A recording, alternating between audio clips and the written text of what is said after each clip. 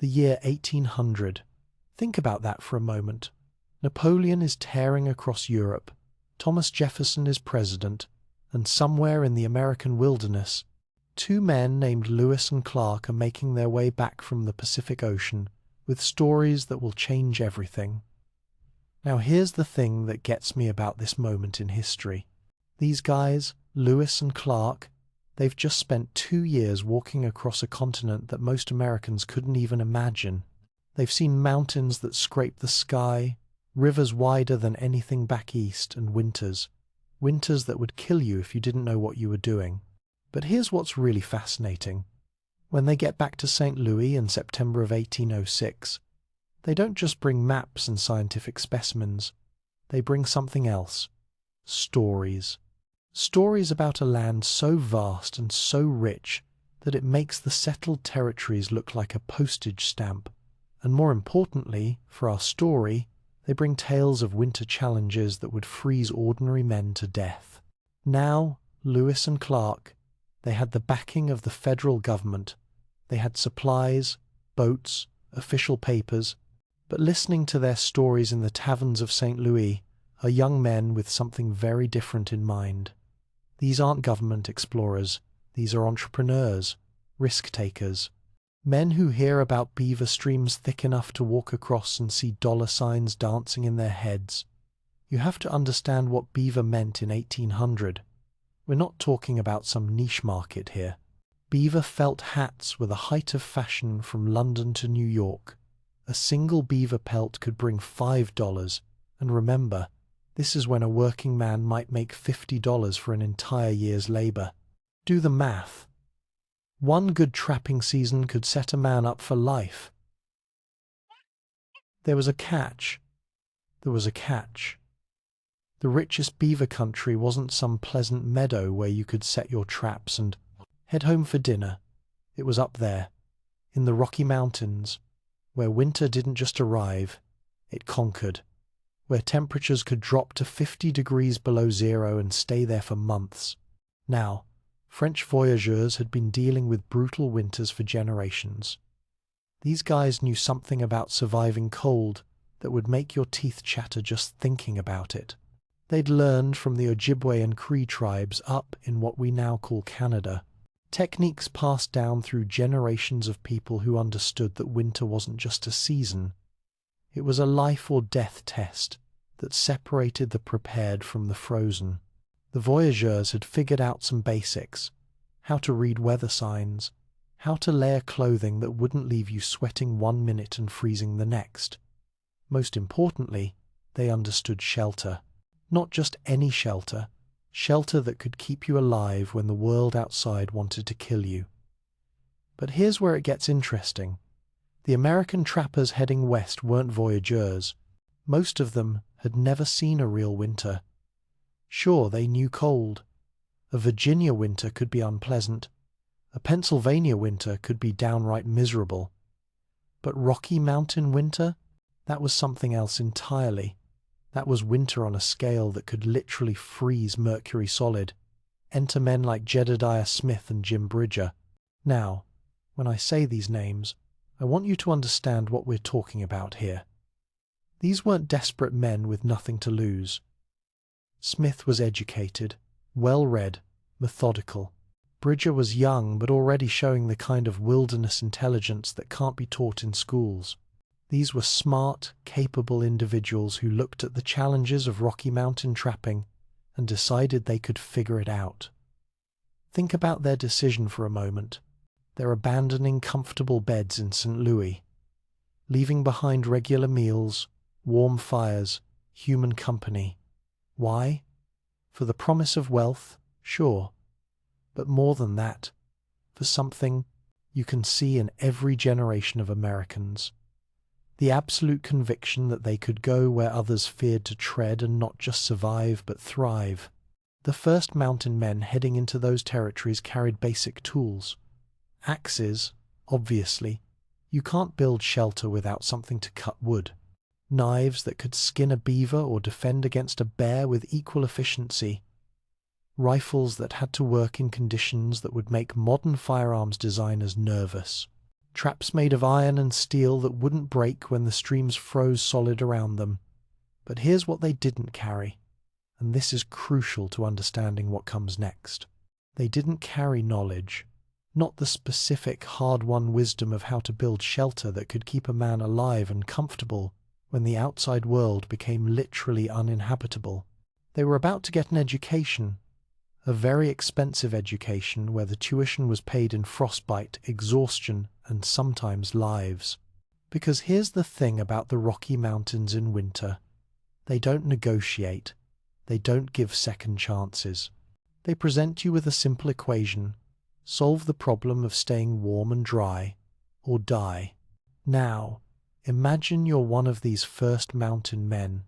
Maybe in the winter of 1807 or 1808, you've trapped all season. Your pack animals are loaded with beaver pelts worth more money than you've ever seen. But winter is coming, and you're 300 miles from the nearest settlement. What do? You learn. Fast. Or you don't live to see spring. Some tried to winter in Native American villages, trading goods for shelter and knowledge. Smart move, but it meant giving up independence, following someone else's rules. Others attempted to build quick shelters using techniques they remembered from back east. Mistake. A big mistake. What works in Pennsylvania doesn't necessarily work when the wind is howling down from Canada, carrying temperatures that can kill exposed skin in minutes.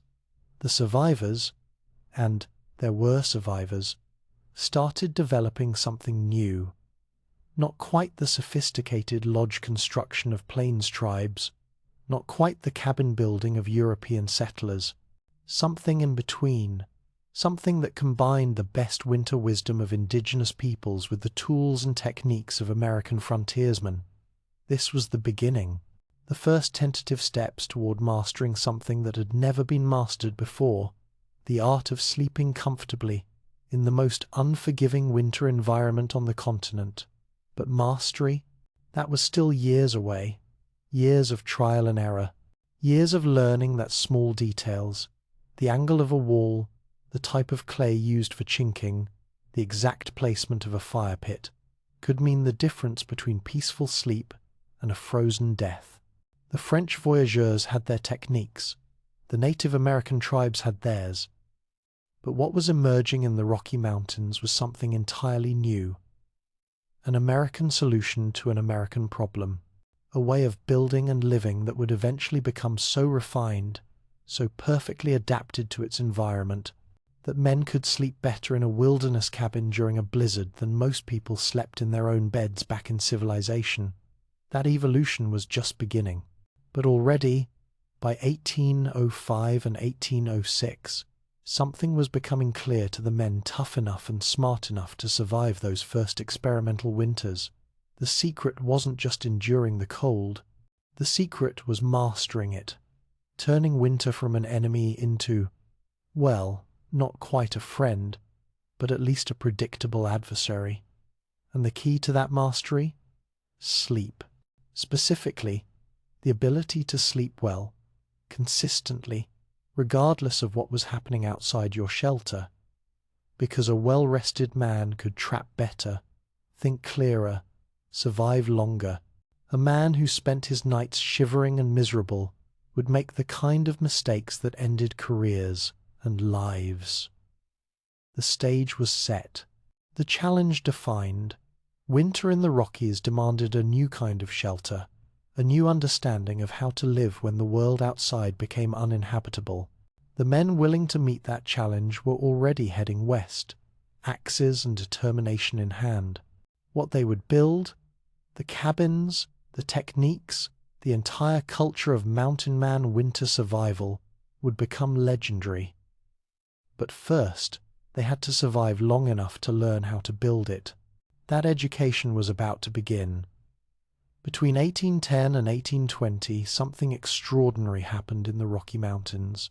The men who survived those first brutal winters didn't just learn how to endure, they learned how to master. And let me tell you, what they created during this decade would make modern survival experts shake their heads in amazement. Hugh Glass. Now there's a name that should mean something to you. Most people know Glass as the guy who got mauled by a grizzly bear and crawled 200 miles to civilization. Incredible story, right? But here's what gets me about Hugh Glass. That same stubborn, methodical determination that kept him alive after the bear attack.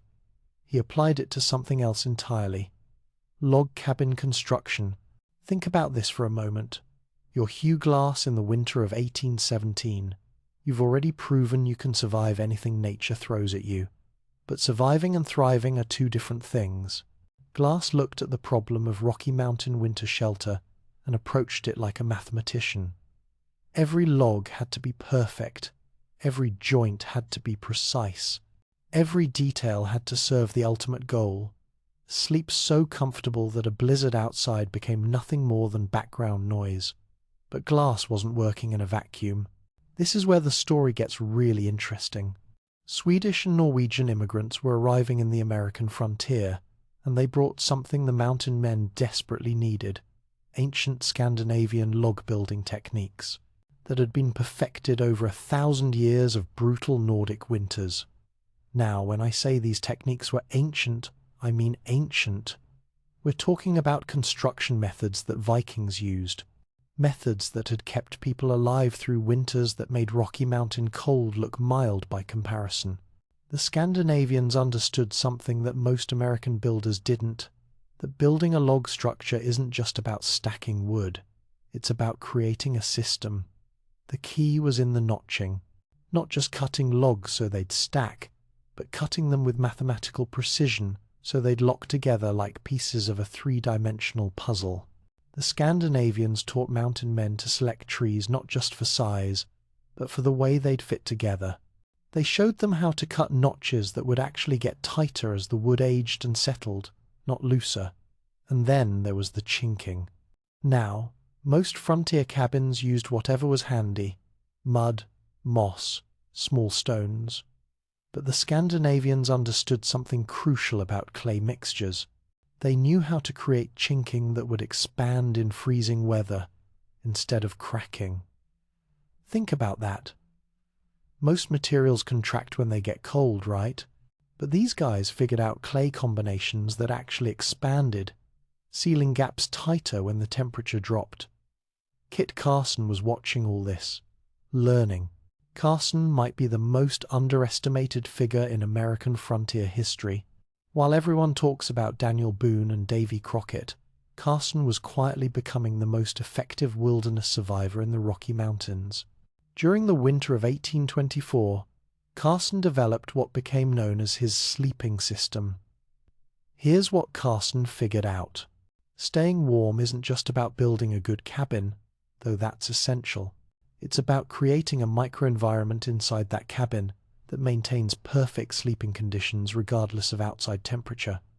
Carson combined buffalo robes, A1, not just any, buffalo robes, but specifically prepared hides that retained body heat while wicking away moisture.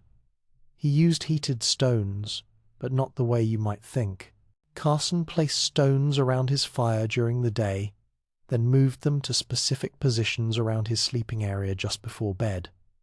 The thermal mass of those stones would radiate gentle heat all night long, but the real genius was in cabin placement.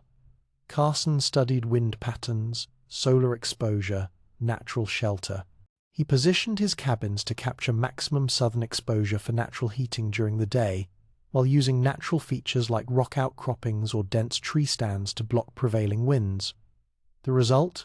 Carson could sleep comfortably in clothing that would leave other men shivering, in cabins that stayed warm with minimal fuel consumption. Now, here's where this story gets even better. The rendezvous of 1825. Picture this scene with me.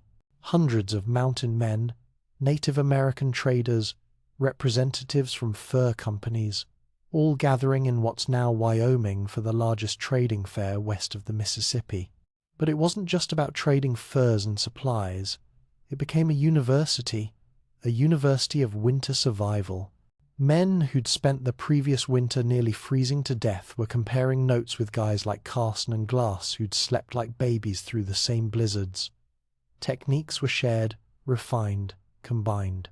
The Scandinavian log-notching methods met Native American insulation techniques, French voyageur fire management combined with American innovation in tool design. What emerged from that knowledge exchange was revolutionary. Mountain men started building cabins that weren't just shelters. They were engineering marvels designed for one specific purpose: perfect sleep in impossible conditions. The process began with tree selection. Not just any tree would do.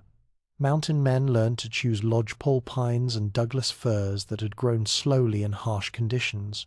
These trees had tight, dense grain that resisted splitting and warping. They looked for trees that had survived multiple hard winters, because those trees had the internal structure to remain stable through extreme temperature changes. Then came the foundation work. Most frontier cabins just sat on the ground, maybe with a few stones underneath for leveling. But mountain men developed what they called the foundation ring, a carefully constructed base of flat stones that created an air gap beneath the cabin floor. This gap prevented ground frost from wicking up into the living space, and it allowed air circulation that prevented the accumulation of moisture that could freeze and destroy the structure. The actual log work became an art form. Each log was individually fitted to its neighbors. The Scandinavian notching techniques meant that logs locked together so tightly that no chinking was needed at the corners, the strongest parts of the structure. But where chinking was necessary, mountain men developed clay mixtures that included specific proportions of pine pitch, animal hair, and local clay that created a seal actually stronger than the logs themselves. Interior layout followed principles that wouldn't look out of place in a modern architectural textbook. The fire pit wasn't just dug in the center of the room, it was positioned to create optimal air circulation patterns. Fresh air entered through carefully calculated gaps near the floor, circulated around the living space, and exited through the smoke hole in a way that maintained consistent temperature throughout the cabin. Sleeping areas were elevated on platforms built into the cabin walls. This wasn't just for comfort, it positioned sleepers in the warmest layer of air in the cabin. Heat rises, and mountain men understood that sleeping 18 inches off the floor could mean the difference between comfortable rest and a miserable night. The thermal mass concepts that Carson had pioneered became TORTI-5 standard practice.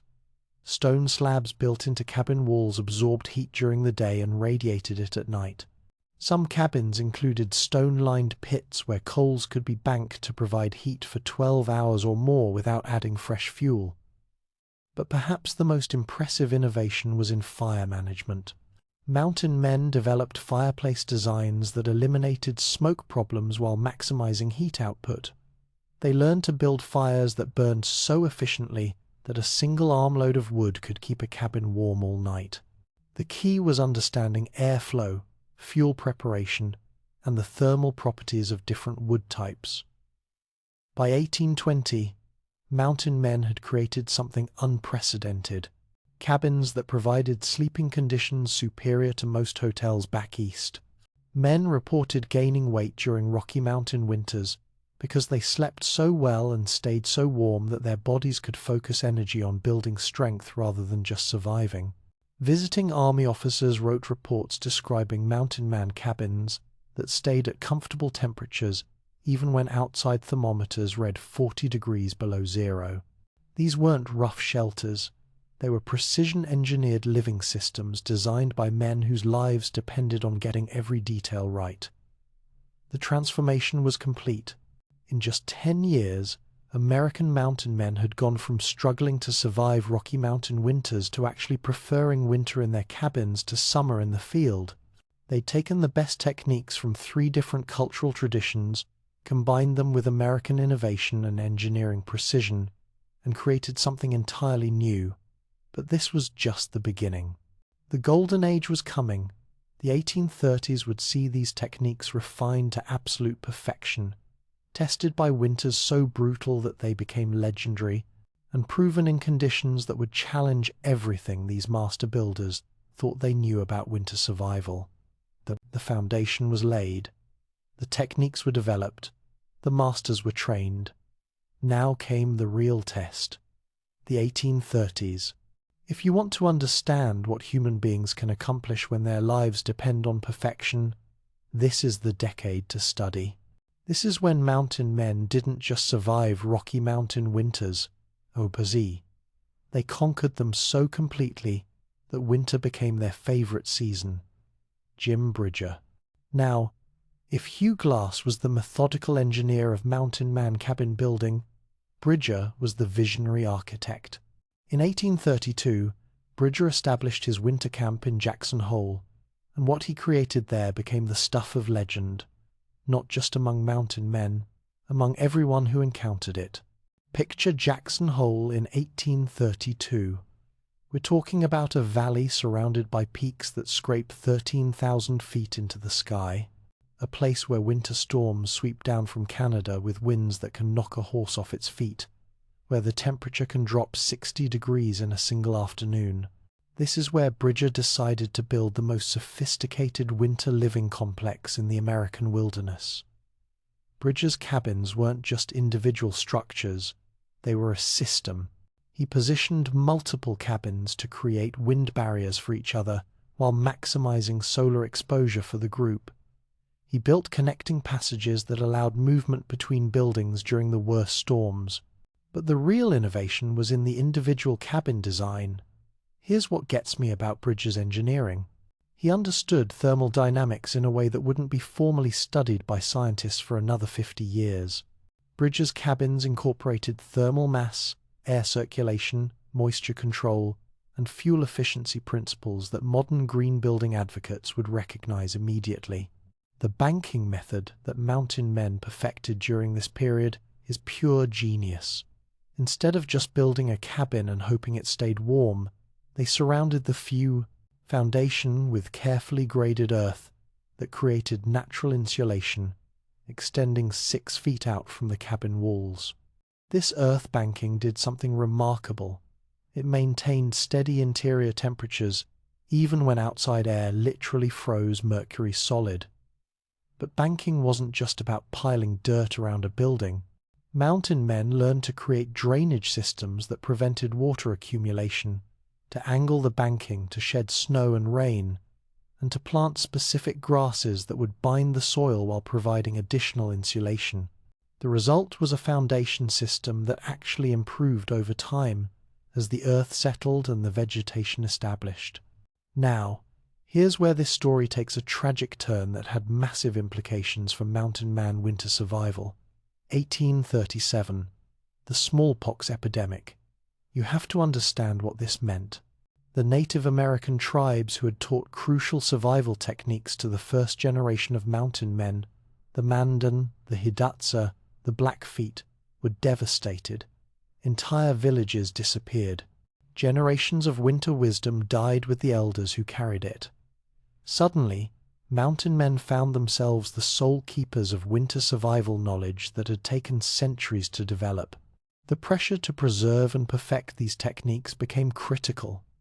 There was no longer a cultural backup system. If mountain men lost this knowledge, it would be gone forever. This responsibility drove innovation to new levels. Mountain men began documenting their techniques, not in writing, most couldn't write, but by training apprentices with obsessive attention to detail. Every aspect of cabin construction became ritualized, passed down with the precision of religious ceremony. The winter of 1838 tested everything they'd learned. This was the winter that separated the masters from the pretenders. Temperatures stayed below zero for 3 straight months. Snowfall measured in feet per day, not inches. Winds that could freeze exposed skin in minutes howled continuously for weeks. Lesser trappers died. Men who'd built adequate cabins using basic techniques froze to death in their beds.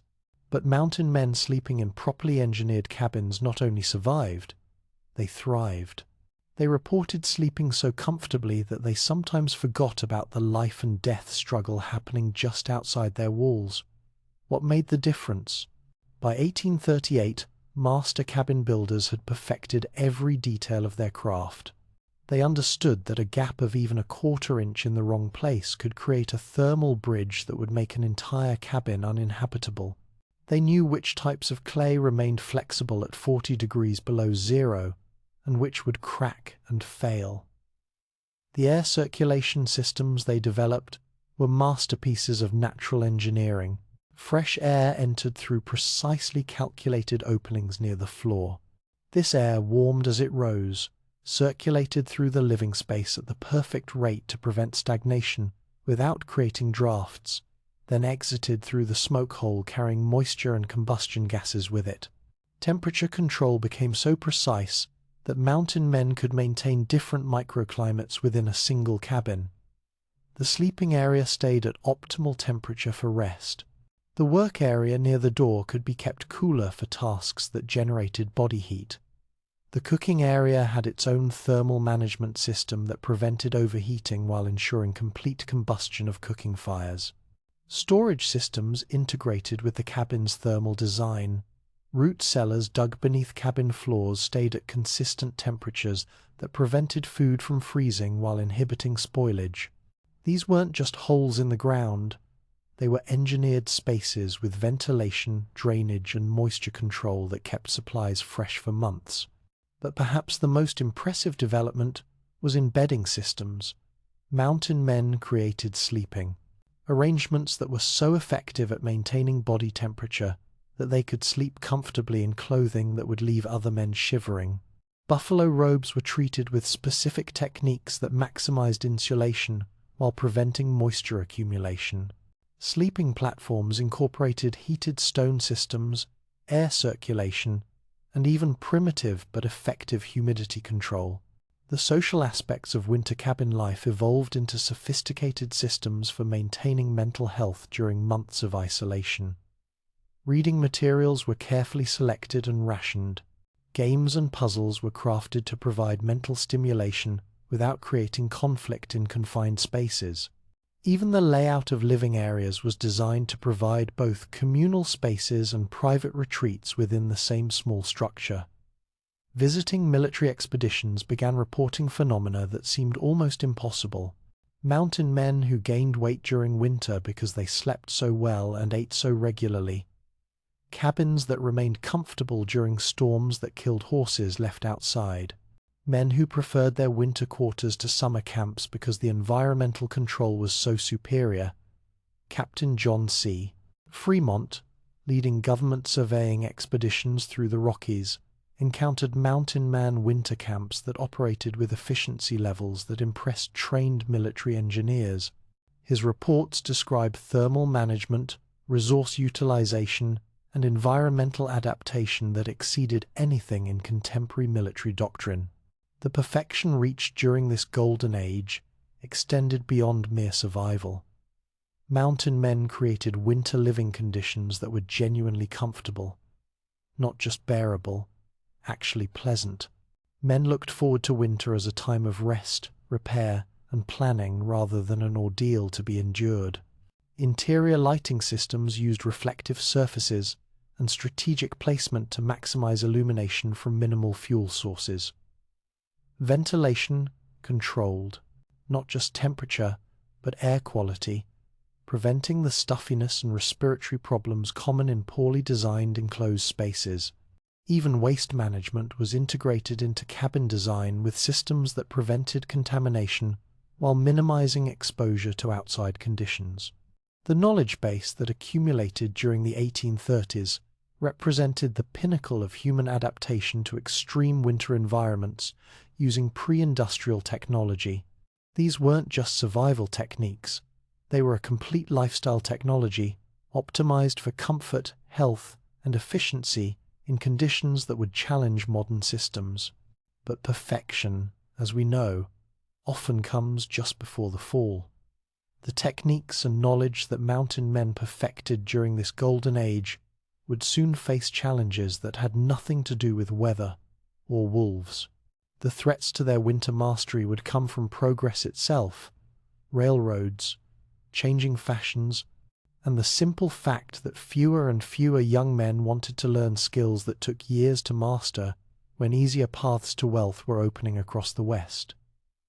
The stage was set for the ultimate test, not a test of techniques against nature, Tenji self, that had been won, but a test of whether human mastery over environment could survive the forces of economic and social change that were about to transform the American frontier forever. The 1840s brought winter storms that became the stuff of nightmares, stories passed down through generations of frontier families, storms so savage that they redefined what human beings thought was possible in terms of cold, wind, and snow. And it was during these legendary blizzards that mountain man cabin engineering faced its ultimate test. The winter of 1843, they called it the Year of No Thaw, and that name isn't hyperbole. From October through May, 8 straight months, the temperature never rose above freezing.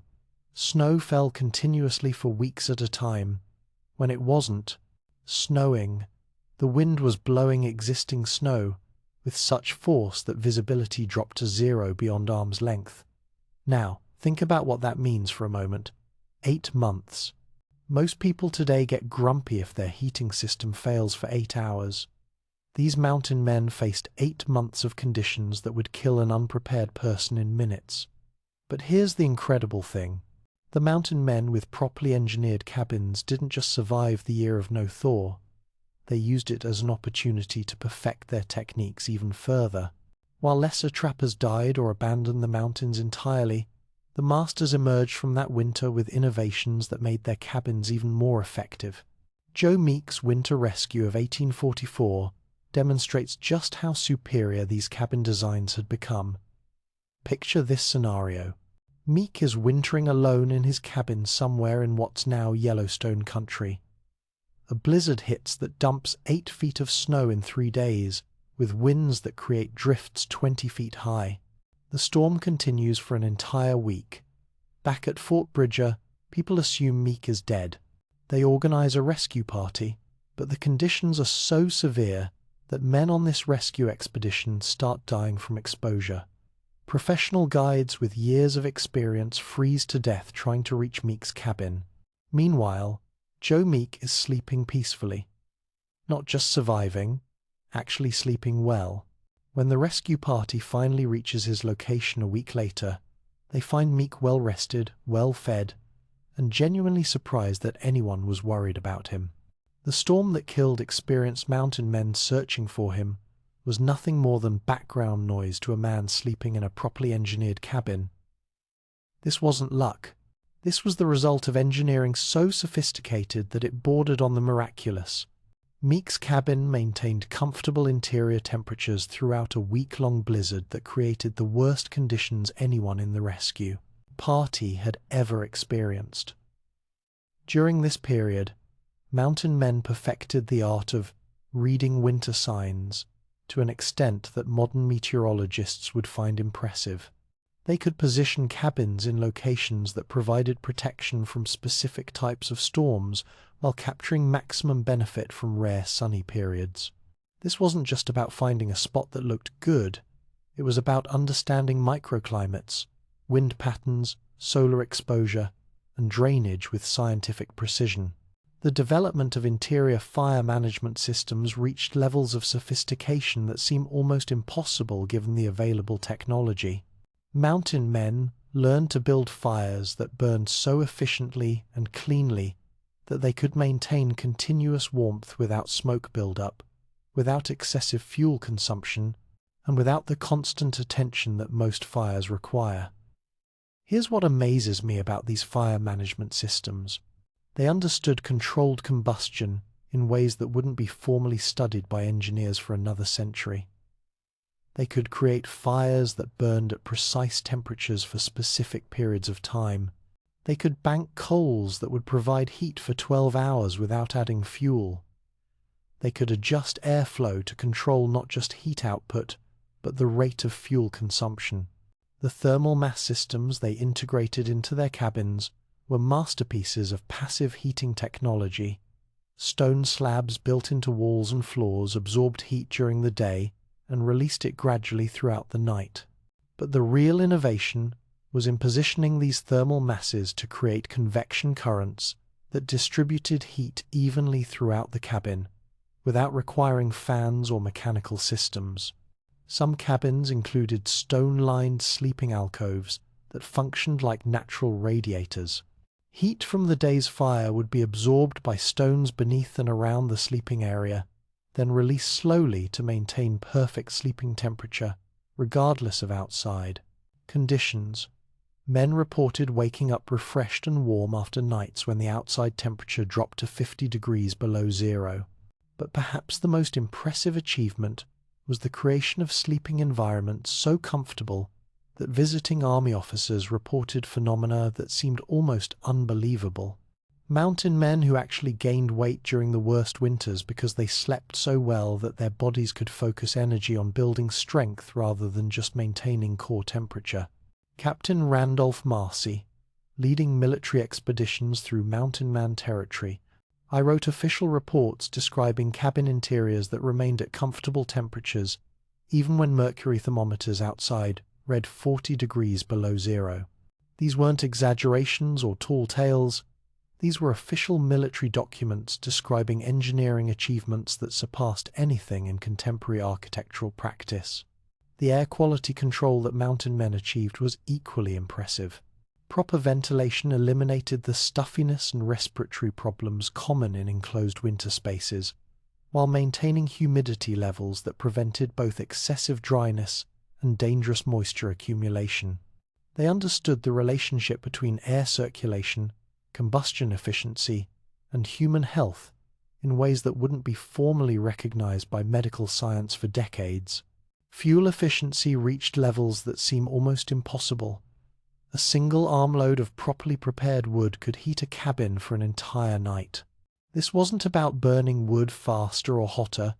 It was about complete combustion, optimal heat transfer, and thermal retention that maximized the energy extracted from every piece of fuel.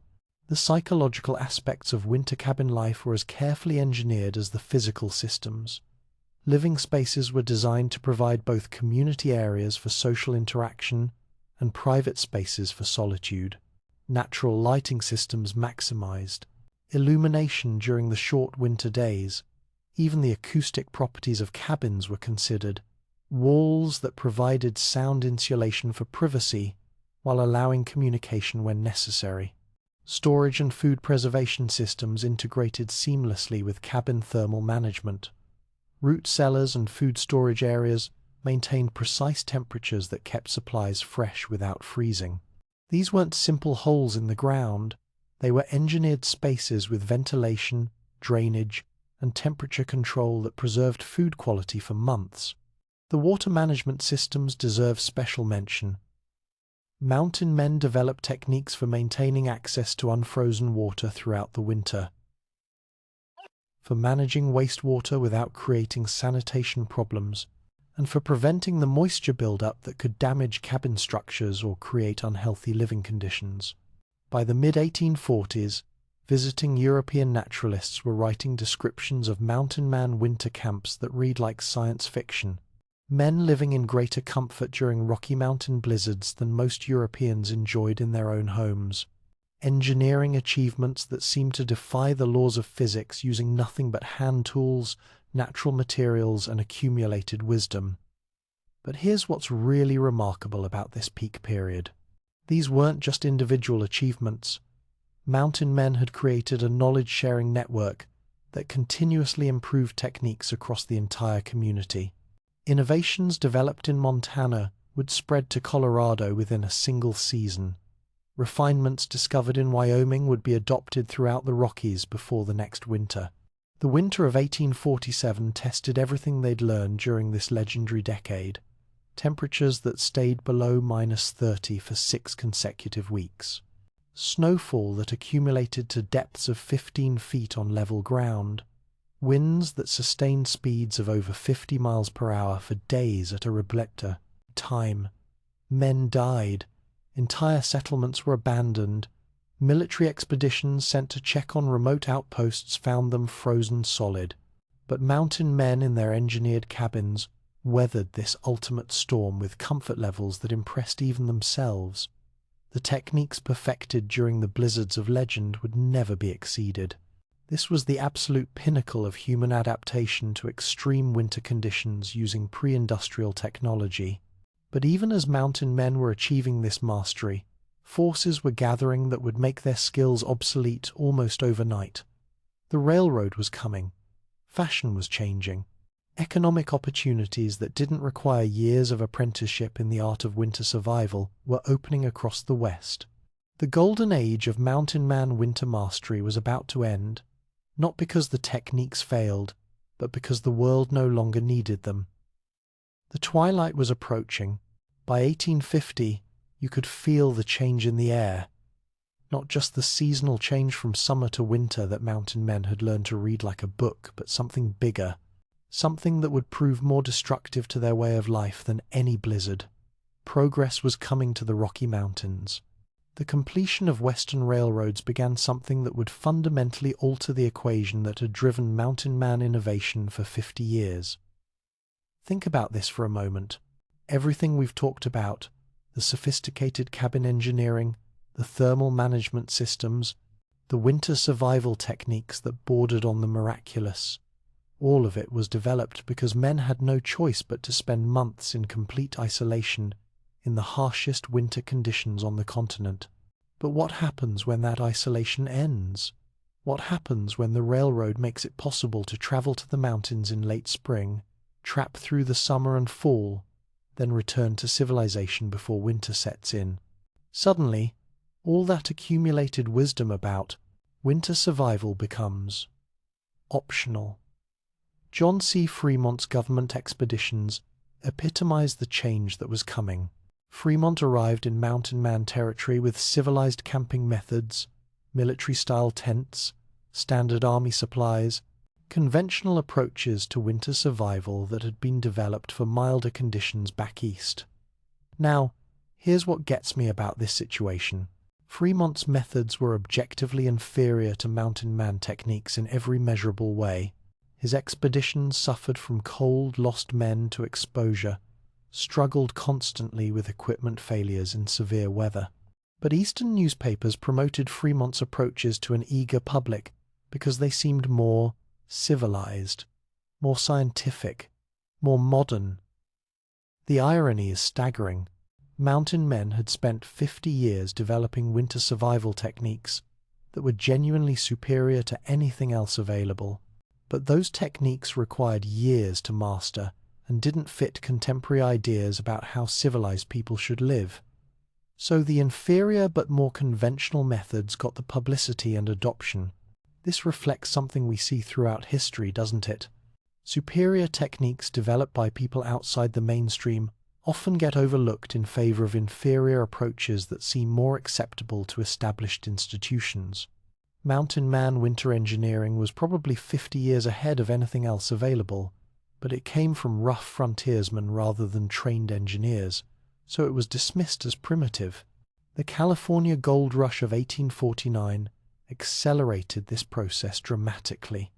Imagine you're a mountain man who spent 20 years perfecting the art of winter survival in the Rockies. You've mastered techniques that keep you comfortable in conditions that would kill most people.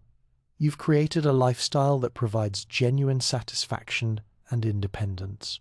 Then someone rides into your camp with news that men are pulling fortunes out of California streams in a matter of weeks, not years of careful trapping and trading, weeks of simple placer mining. What do?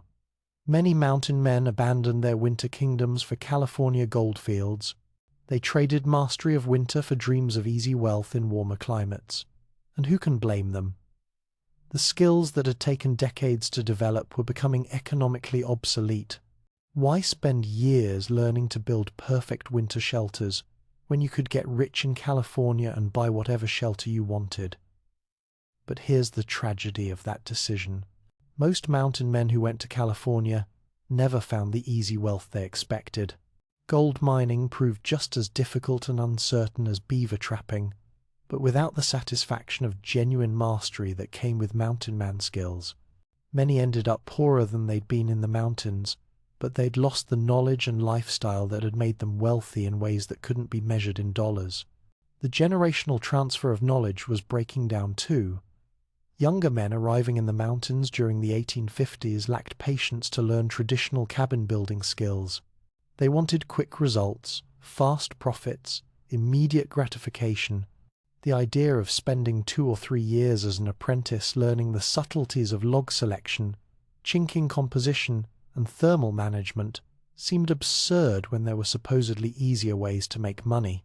These younger men built quick shelters that provided minimal comfort and often proved deadly during severe weather.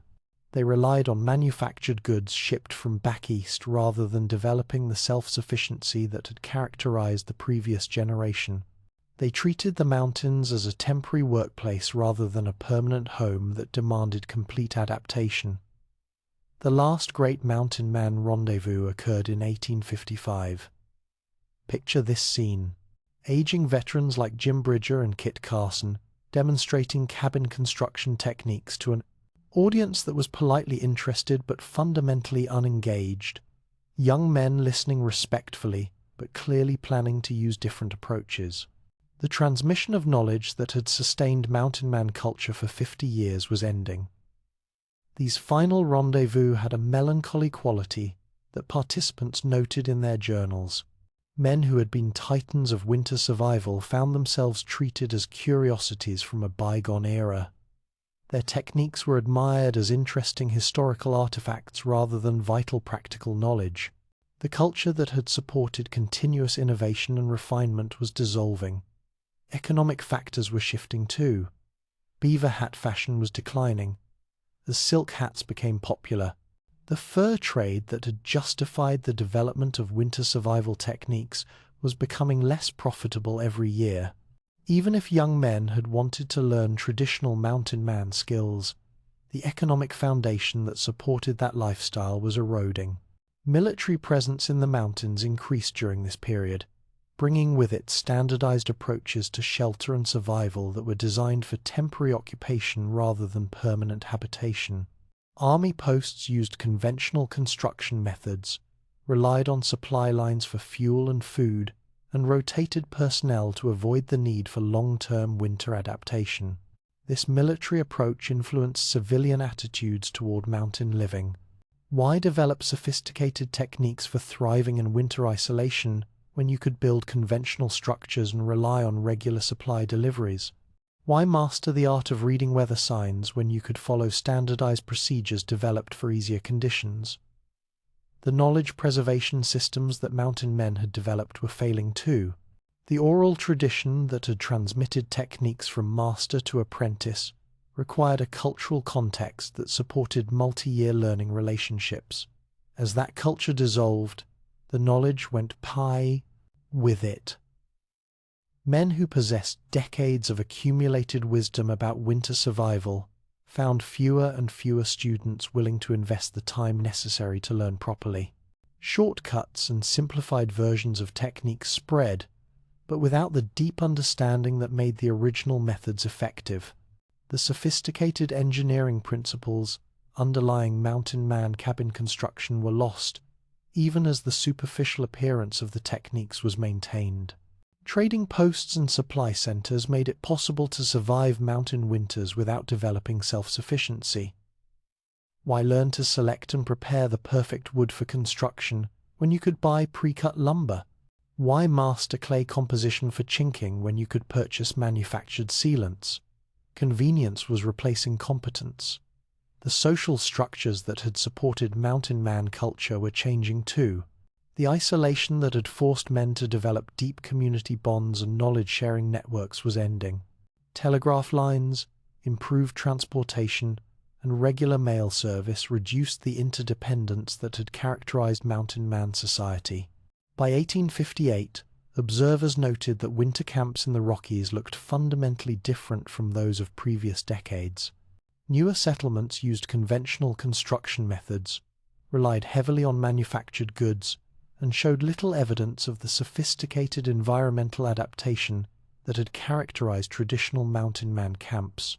The men who still possessed complete knowledge of traditional techniques were becoming isolated figures in a changing world. Their skills were still superior to anything else available, but the cultural context that had supported their development and transmission was disappearing. They were masters of a craft that the world no longer valued enough to preserve. The irony is that this transition occurred just as mountain man techniques reached their peak effectiveness. The cabin engineering and winter survival methods developed during the 1840s and early 1850s represented genuine technological achievements that wouldn't be matched by conventional construction for decades. But technological superiority wasn't enough to preserve a culture that no longer fit the economic and social trends of American expansion. The twilight was deepening. The last generation of true mountain men was aging, and their knowledge was dying with them. The golden age of Rocky Mountain winter mastery was ending not with a dramatic collapse, but with a slow fade as the world moved on to other priorities and other definitions of progress. But the story wasn't quite over.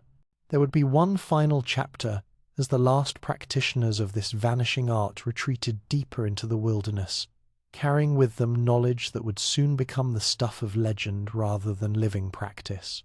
The 1860s. If you want to understand how quickly human knowledge can disappear, this is the decade to study. Across the Rocky Mountains, hundreds of perfectly constructed mountain man cabins sat empty, their builders dead of old age or moved to growing frontier towns, their techniques dying with them. But here's what's haunting about this period. Those empty cabins were still working. Decades after their construction, travelers would stumble across abandoned mountain man settlements and find structures that still provided excellent shelter. The engineering was so sound, the construction so precise, that these cabins continued to demonstrate their superiority long after the men who built them were gone. Picture this scene.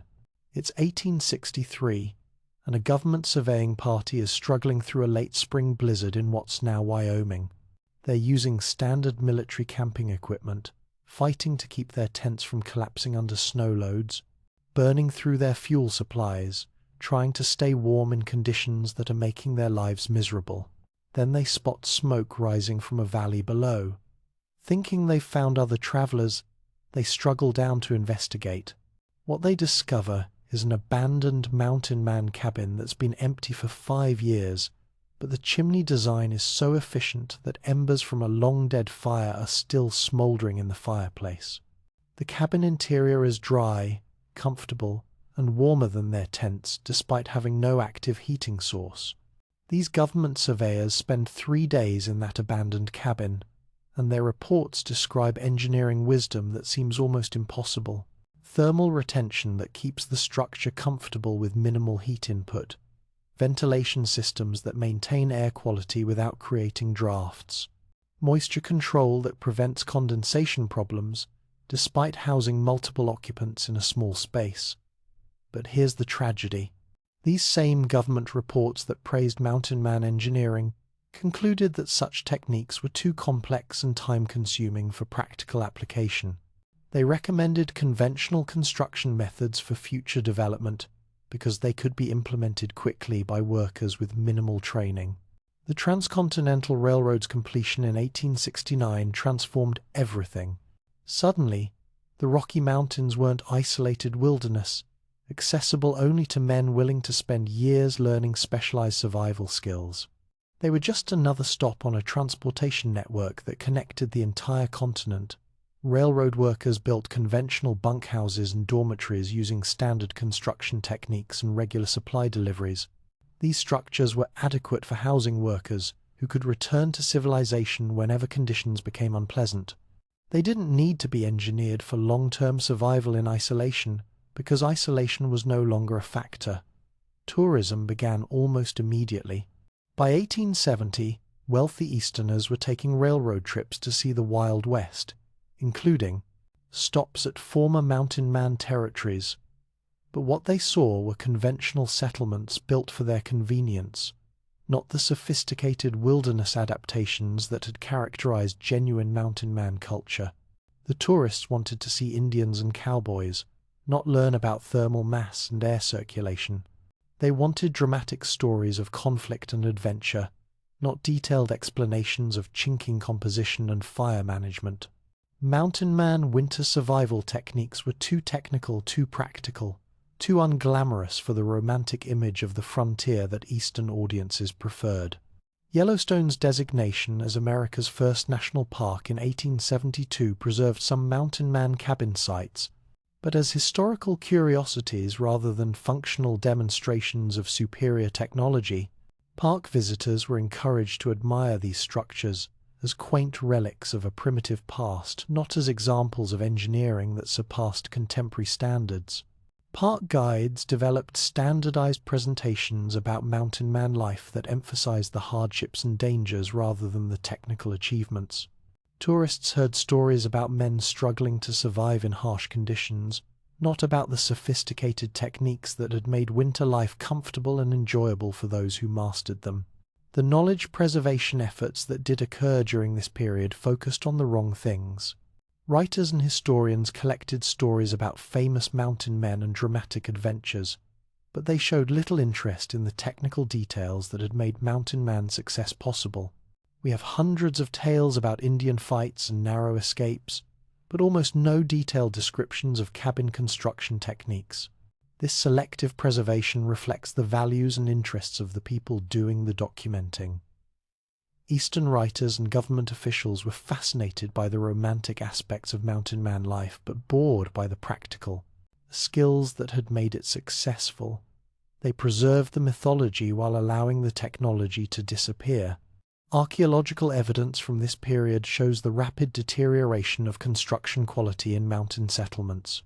Cabins built after 1860 show clear evidence of inferior techniques, simplified methods, and reliance on manufactured materials rather than sophisticated adaptation to local conditions. The knowledge was being lost in real time. By 1875, men who still possessed complete knowledge of traditional Mountain Man techniques were rare and scattered. They found themselves in the strange position of being living repositories of technological knowledge that was superior to contemporary alternatives, but completely unvalued by society.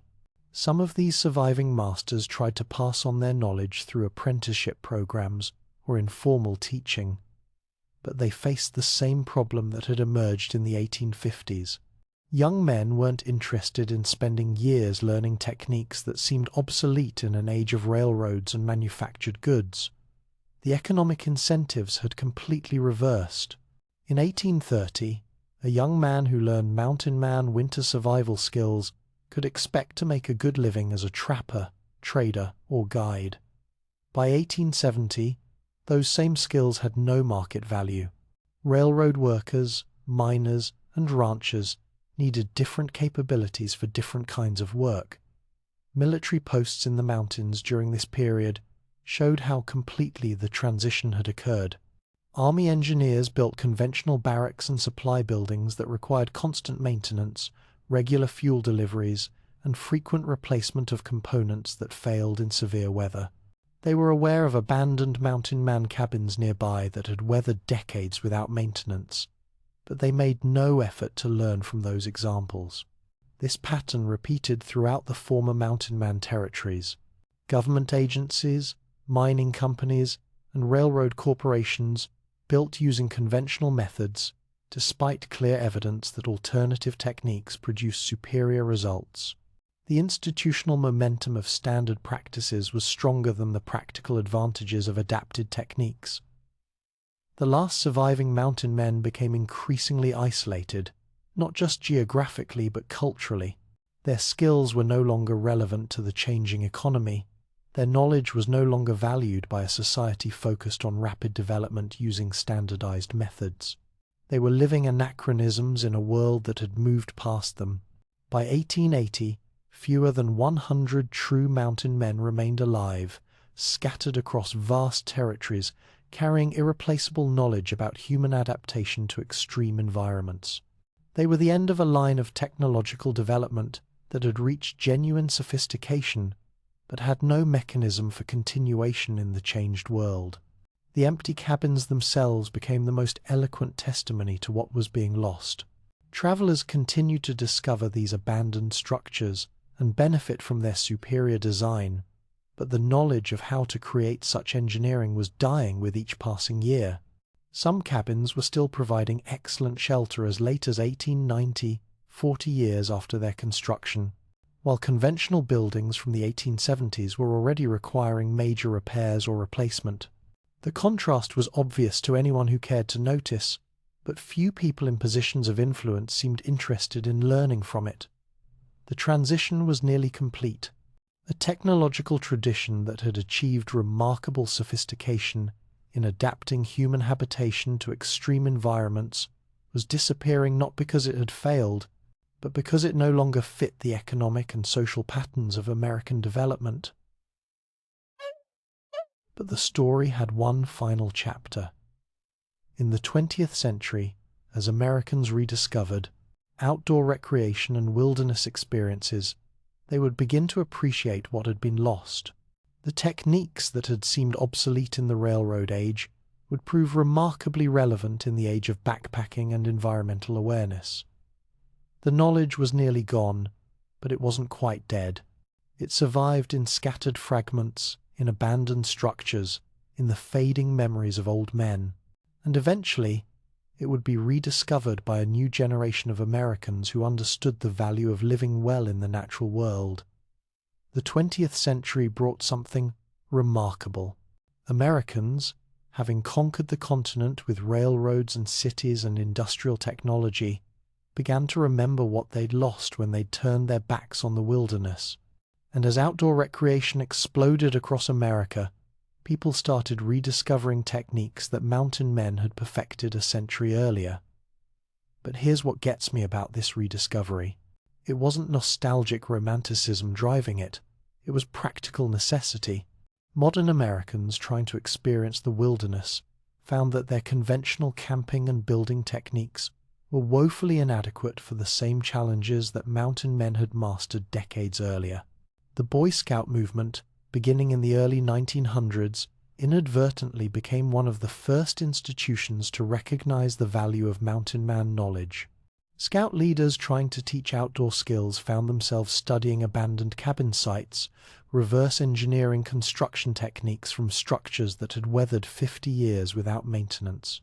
These early Scout leaders weren't historians or antiquarians. They were practical men trying to figure out how to keep groups of boys comfortable and safe during wilderness experiences. And what they discovered was that mountain man techniques worked better than anything in contemporary camping manuals. Military survival training during World War II marked a turning point in the fire, a formal recognition of mountain man innovations. The army needed to train soldiers for extreme cold weather operations, and conventional military doctrine proved inadequate for the conditions troops faced in places like Alaska and northern Europe. Military researchers began studying historical accounts of mountain man winter survival, not as historical curiosities but as practical technical manuals. What they found amazed them. Heating systems more efficient than contemporary military equipment. Insulation techniques that outperformed manufactured materials. Shelter designs that provided better environmental control than standard military structures. The Korean War accelerated this process. American forces fighting in Korean winters faced conditions remarkably similar to those that mountain men had mastered in the Rockies. Military engineers found themselves adapting mountain man fire management and thermal retention techniques for modern applications.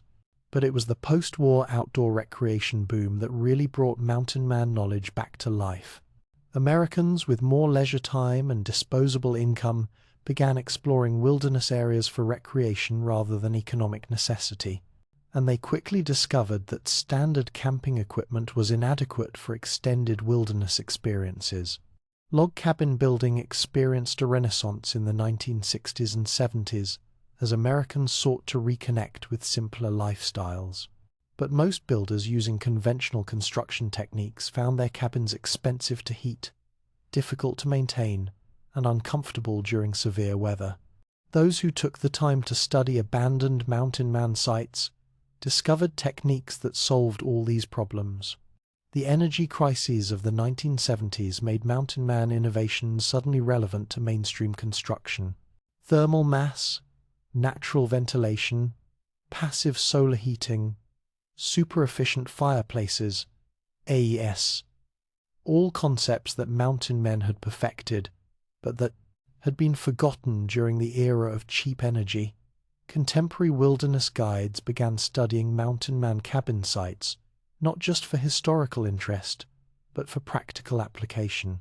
Guides responsible for client safety in extreme conditions found that mountain man techniques provided superior performance compared to modern alternatives in many situations. The archaeological study of mountain man sites, beginning seriously in the 1980s, revealed the true sophistication of their engineering. Scientific analysis of chinking compositions, thermal performance measurements of cabin designs, and computer modeling of air circulation systems confirmed what practical users had already discovered. These techniques were genuinely advanced. Modern green building advocates rediscovered mountain man principles during the environmental movement of the 1990s. Sustainable construction, energy efficiency, local materials, passive environmental control, all priorities of contemporary green building that mountain men had been practicing for a century. Today's luxury log homes incorporate design elements pioneered by men like Kit Carson and Jim Bridger, foundation systems that prevent moisture problems, thermal mass integration that reduces heating costs, air circulation designs that maintain comfort without mechanical systems. The engineering principles are the same, even though the materials and tools have improved. Survival training for outdoor professionals now includes formal instruction in mountain man techniques.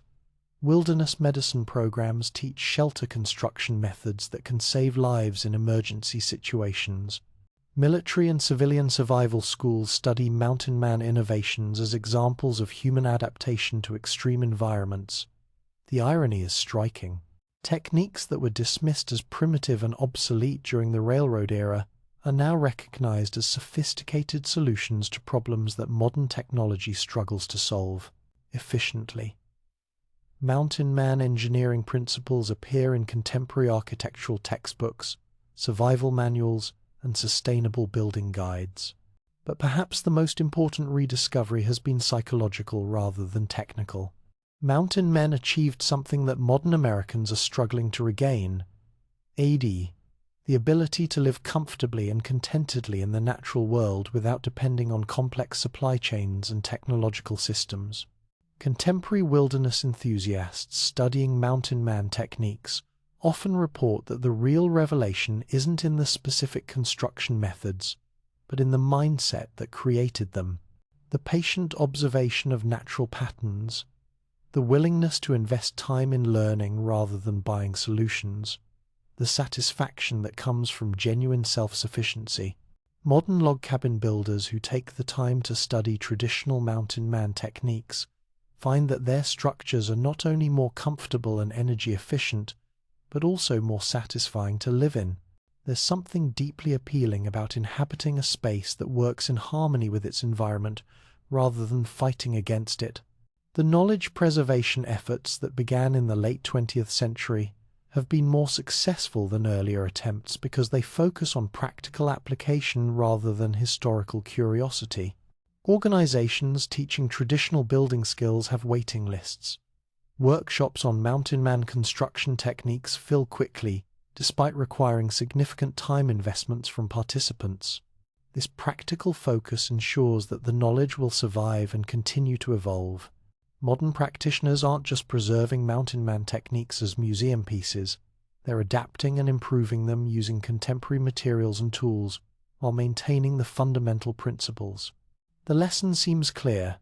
Human beings have an enduring need to live comfortably in natural environments, and the solutions developed by previous generations remain relevant even as technology advances. Mountain man, winter, survival techniques succeeded because they solved fundamental problems of human adaptation to extreme conditions. Those problems haven't disappeared.